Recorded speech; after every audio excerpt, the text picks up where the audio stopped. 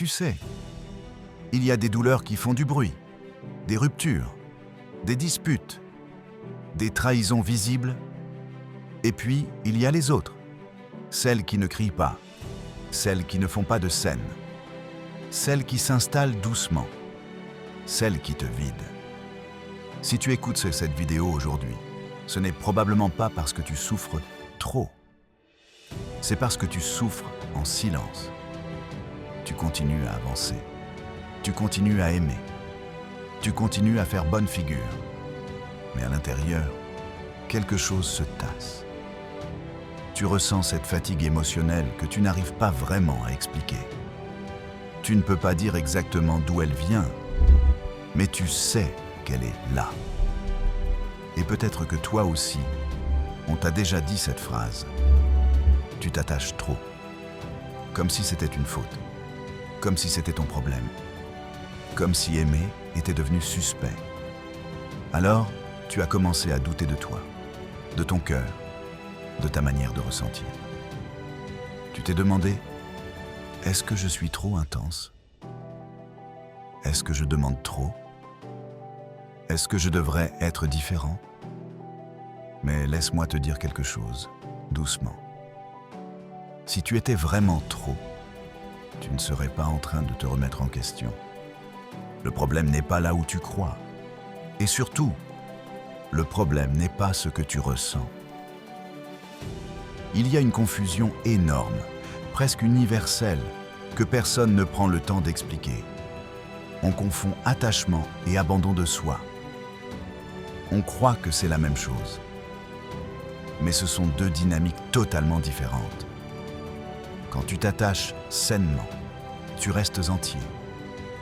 Tu restes présent à toi-même. Tu continues à t'écouter. Mais quand tu t'abandonnes, tu fais quelque chose de beaucoup plus discret. Tu commences par t'adapter un peu trop. Puis, tu fais passer les besoins de l'autre avant les tiens. Puis, tu minimises ce que tu ressens. Tu te dis, ce n'est pas grave. Je peux faire un effort. Je verrai plus tard. Et ce « plus tard » n'arrive jamais. Petit à petit, tu t'éloignes de toi sans même t'en rendre compte. Ce n'est pas un choix conscient. Ce n'est pas une décision claire. C'est une glissade. Tu fais moins attention à ce qui te dérange. Tu évites les conversations inconfortables. Tu préfères garder le lien plutôt que de risquer le conflit. Et ce que tu appelles amour devient un terrain où tu te retiens. Le plus dangereux, c'est que personne autour de toi ne te dira que tu es en train de te perdre. Au contraire, on te félicitera pour ta patience, pour ta gentillesse, pour ta compréhension. Mais à l'intérieur, quelque chose s'éteint. La question n'est pas « pourquoi je m'abandonne ?» La vraie question est « à quel moment ai-je appris que je devais me taire pour être aimé ?»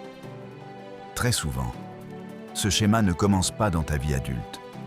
Il commence plus tôt, quand tu as compris que tes émotions dérangeaient, que ton ressenti était trop, que ton besoin d'attention était excessif. Alors tu as appris à t'ajuster, à lisser, à ne pas faire de vagues. Et aujourd'hui encore, tu continues. Non pas parce que tu es faible, mais parce que tu es loyal. Loyal à une vieille croyance. Si je suis vraiment moi, je risque de perdre l'autre.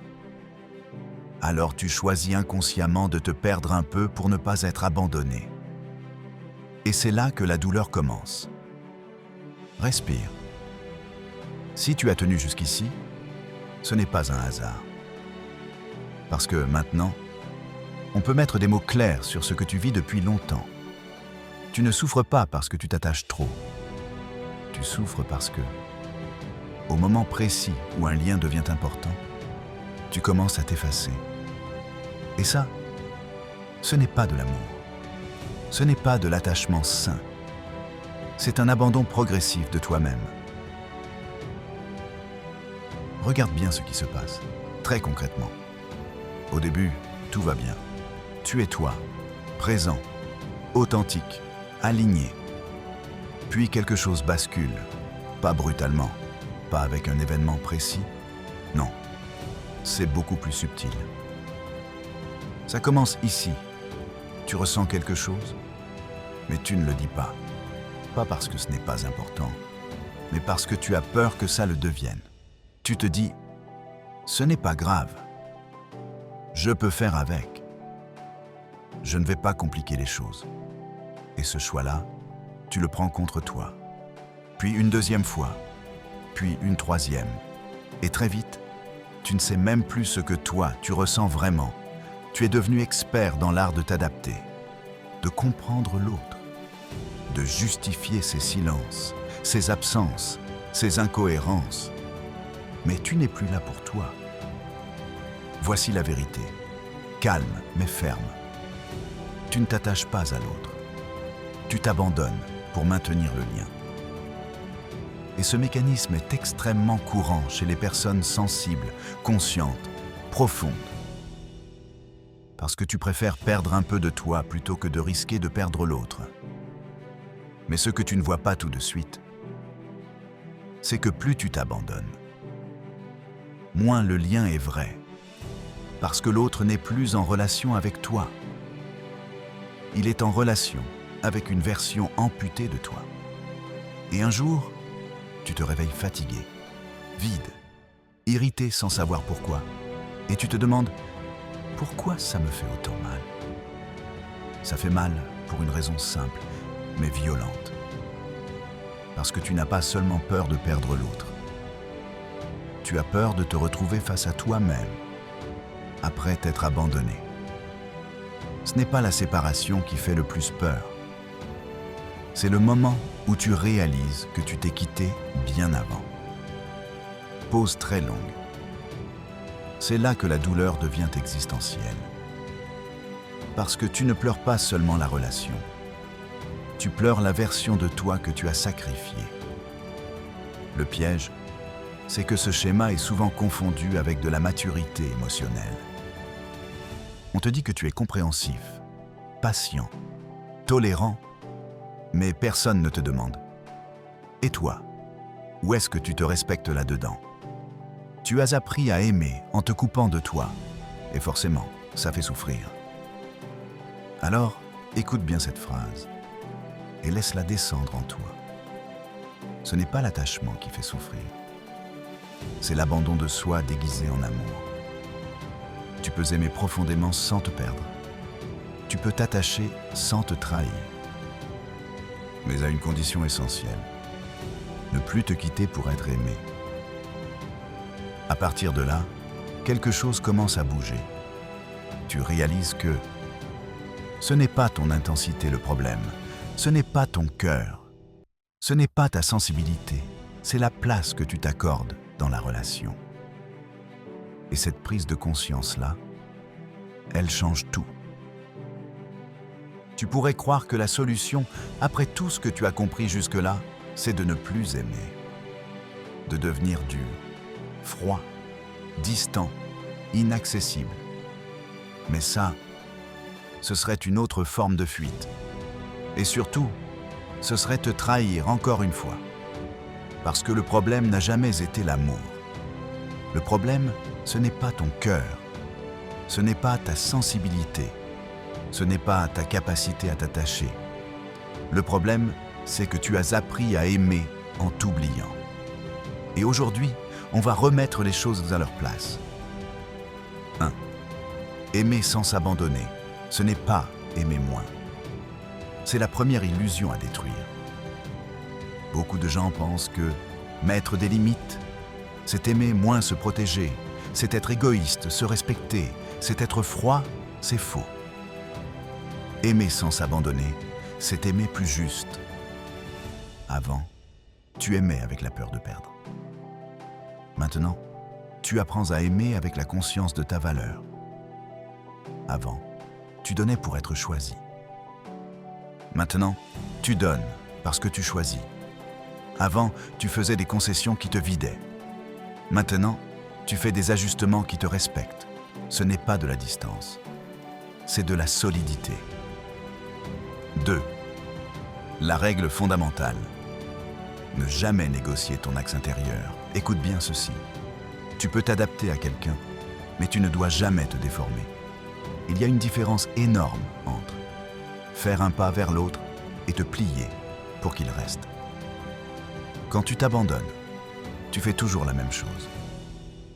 Tu minimises ce que tu ressens, tu excuses ce qui te blesse. Tu te dis, ce n'est pas si grave. Tu encaisses. Encore et encore. Aimer sans s'abandonner, c'est dire intérieurement, je peux aimer profondément sans me perdre dedans. Si une relation exige que tu te taises, que tu doutes de toi, que tu te sentes en trop, ce n'est pas de l'amour. C'est une négociation de survie. 3. Tu n'as plus besoin d'être indispensable pour être aimé. C'est ici que beaucoup échouent. Avant, tu croyais que pour être aimé, il fallait être toujours disponible. Toujours comprendre, toujours pardonner, toujours s'adapter. Mais ça crée quoi? Une relation déséquilibrée. Une dynamique où tu donnes et l'autre reçoit. Une fatigue émotionnelle profonde.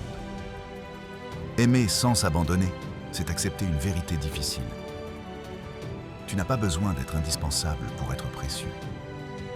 Tu n'as pas à te rendre irremplaçable par le sacrifice. Tu es déjà irremplaçable par qui tu es. Et si quelqu'un ne le voit pas, ce n'est pas à toi de te réduire pour qu'il comprenne. 4.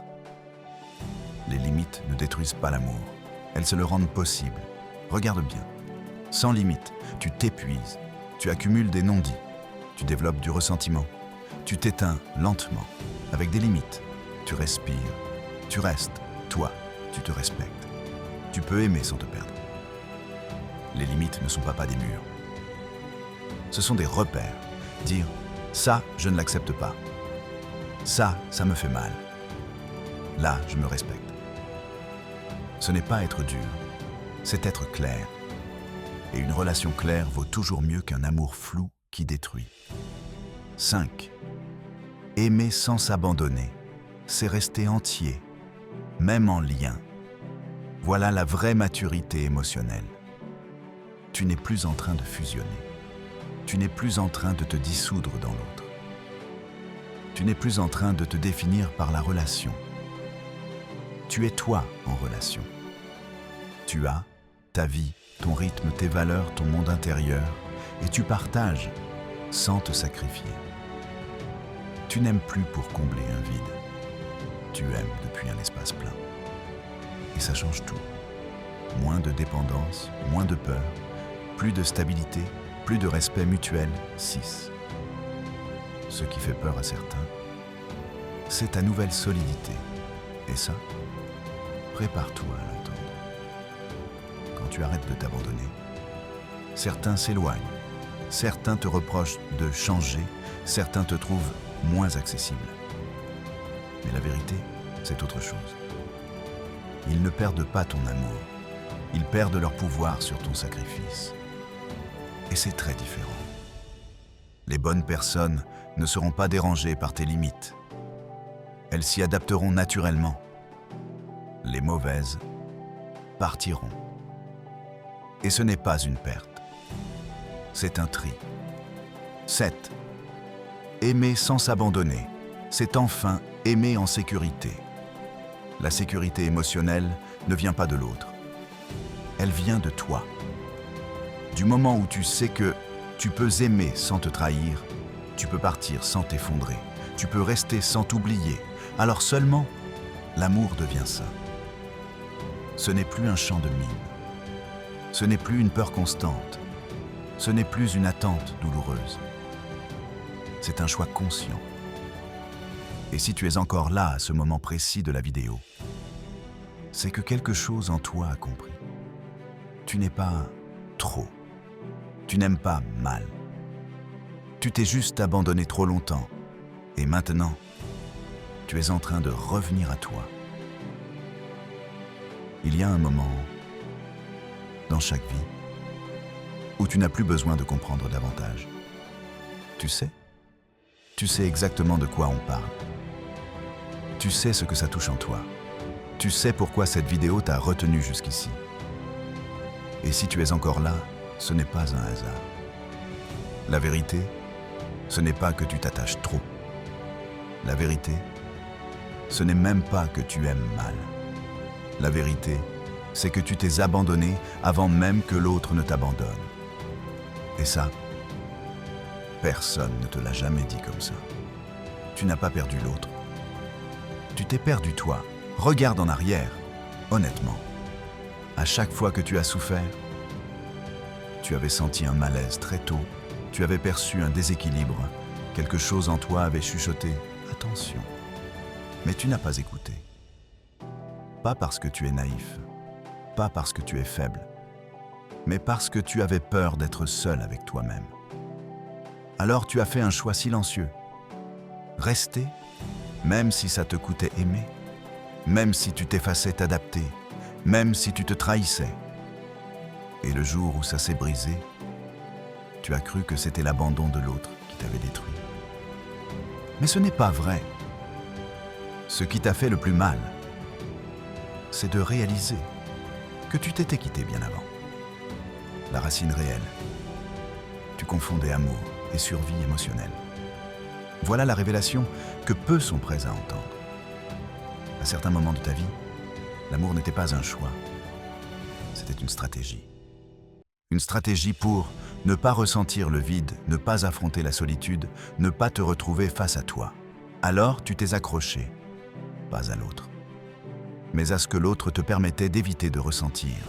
Et tant que tu ne vois pas ça, tu continues le même schéma, avec des visages différents. Le choc silencieux. Tu as donné ton pouvoir en échange d'un lien. Tu croyais aimer. Mais parfois, tu négociais. Tu négociais ton silence contre leur présence. Tu négociais ton inconfort contre la peur de perdre. Tu négociais ton identité contre l'illusion d'un lien.